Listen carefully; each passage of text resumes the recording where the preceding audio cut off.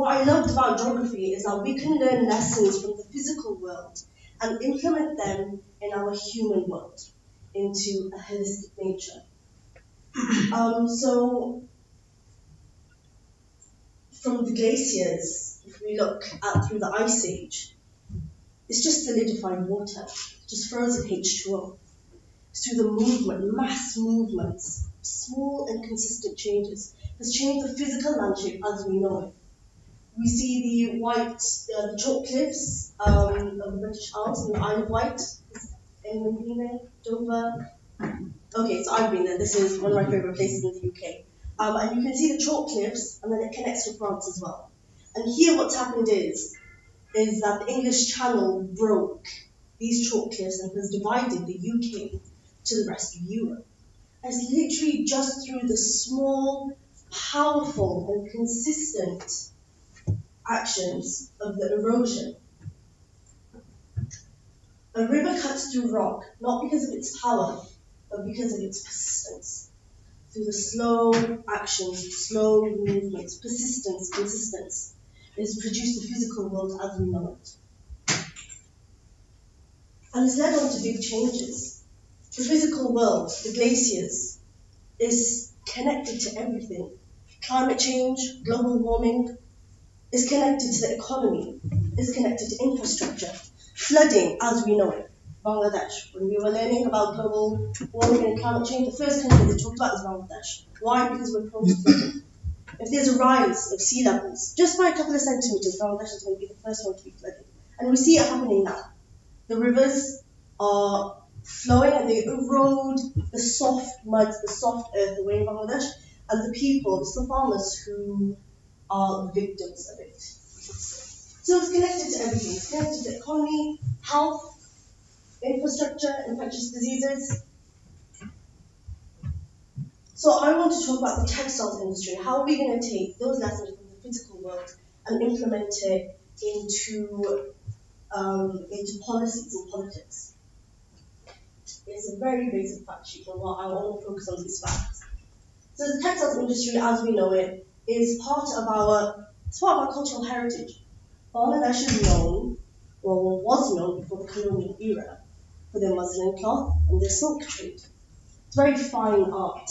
And then, obviously, the proud British, they came in, they took away our riches. And I'm not going to go into the colonial era of it, but they changed the textiles industry of Bangladesh as we know it. So from fine arts now, we have the textiles industry of Bangladesh, which is a ready-made garments factory, which is the main export product. So as of 2016, Bangladesh has held second place in producing garments worldwide, just after China. And this is a really interesting fact. Only 5% of the textiles factories are owned by foreign investors, with most of the production being controlled by local investors, by Bangladeshi people.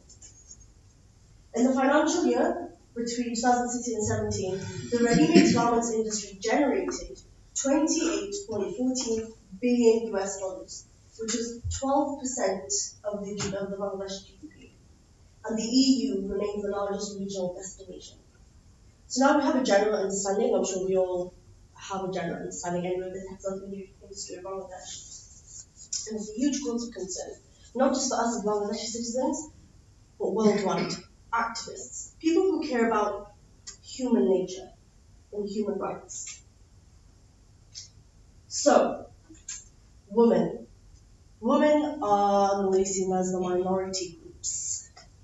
There are other minority groups as well, religious minorities. And I use these inverted quotes for women as a minority group. Because what we see here, the textiles industry we can't just see the textiles industry as something, as an isolated feature.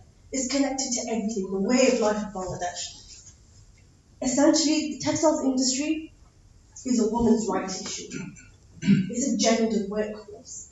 In 2001, the textiles industry employed approximately 3 million workers. If you put that in percentages, it's actually not that much.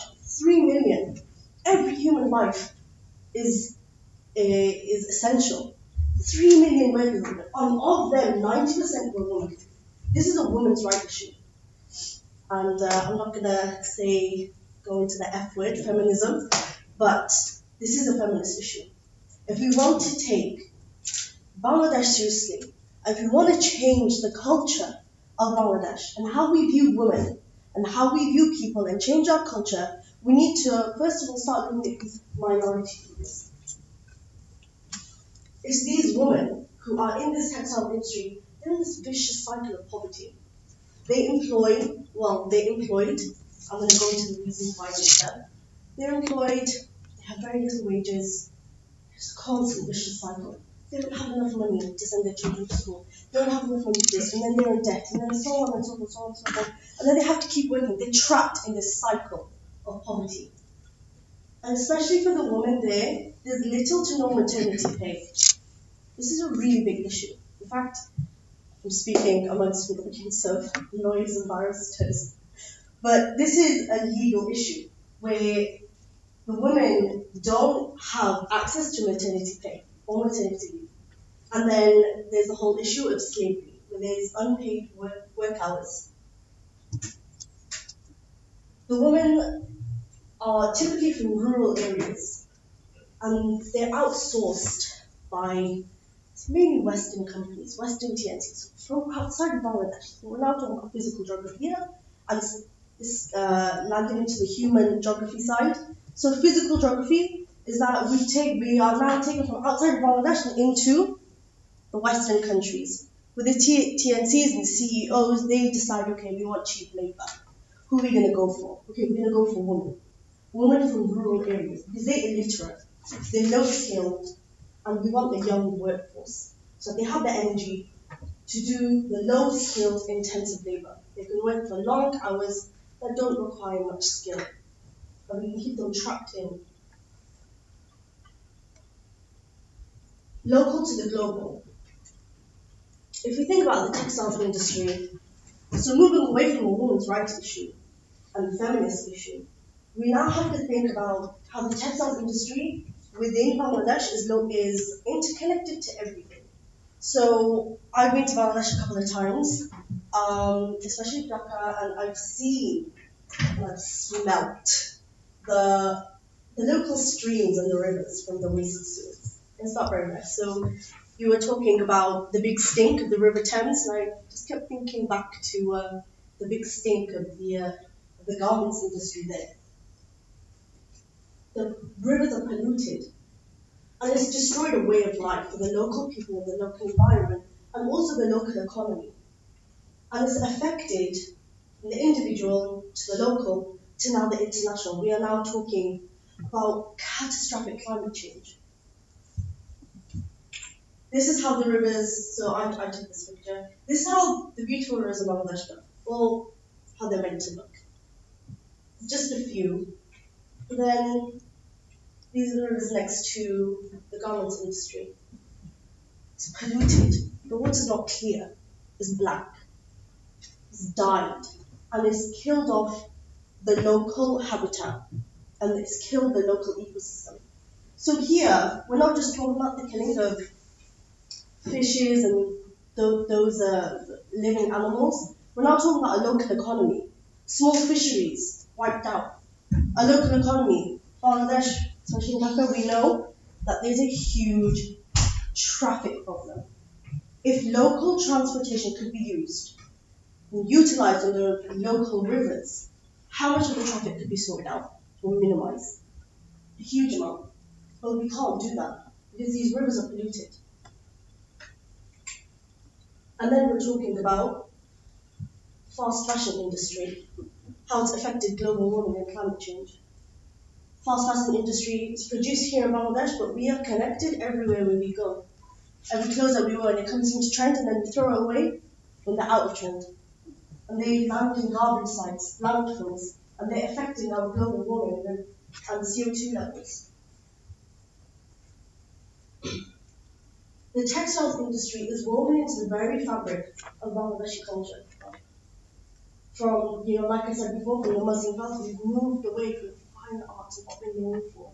We really put our faces in. Before the colonial times, we were known for producing all the fine silk.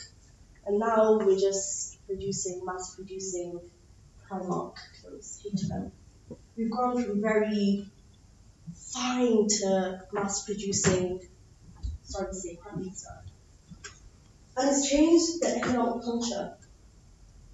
I read some articles and I wasn't very impressed with them. They say that the textiles industry has produced opportunities for women to work. And well, I scoffed at that because it's not very true, because they're trapped in a vicious cycle.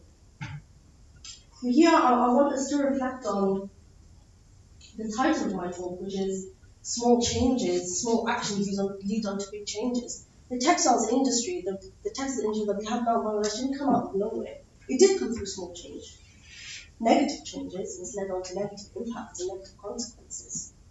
But we can do that too. We can make small, consistent changes for the good. And they can have domino effects and change many different aspects of things. And then, of course, the global impact on the fast fashion industry may be with Bangladesh being the second largest importer of the textiles garments. Maybe it's within our hand where we can slow down this fast fashion and really build a sustainable, ethical approach to what we wear, how we view textiles and clothes, and essentially the world. Next, I want to talk about the human rights lens. The textiles industry is, well, it's a huge part, like I said, of our Bangladeshi culture. And the gap between the rich and the poor has become wider. I read somewhere that Bangladesh is one of the leading country of having the youngest becoming millionaires or billionaires across the whole world. Some people may think that as a good measurement of progression. It's not. It's not. Because the richer some people become, it means poorer the other communities are becoming. Exploitation. So this is based on a neoliberal paradigm. What we need to do is shift that focus away. Shift it away from capitalism and move it more towards sustainable, ethical approaches. Now, like I said with this, only 5% of textile factories are owned by foreign investors. Most of the production is being controlled by local investors. What does that say about the country? Only 5% is outside of the country being controlled. There are around 5,000 ready-made garment factories running in Bangladesh right now. And only 5% of them are owned by foreign investors. That means the exploitation and the poor and the vicious poverty cycle that people are in is because of the people who own, the 95% of the people who own the local investors of the factories. So what can we do? How can we change that? Is it greed? Well, yeah, of course it's greed. But how do you change that? How do we change that culture? Small, persistent changes. It's easier to change the minds of our own people than it would be to change CEOs of outside the country. I think so anyway.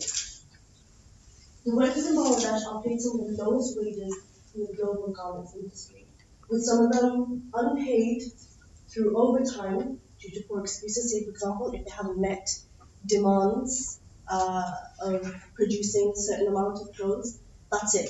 The cut-off point. They're not going to get paid for those, 5 hours of work. And then there's a huge issue of backlog of wages. This is what we mean. People are trapped in the cycle of poverty. If we just break that, intercept that, we are breaking so many boundaries.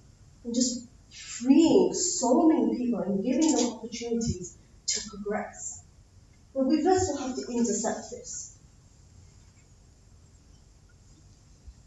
Of course, this was one of the worst tragedies, the Rana Plaza, where it collapsed due to a lack of health and safety procedures.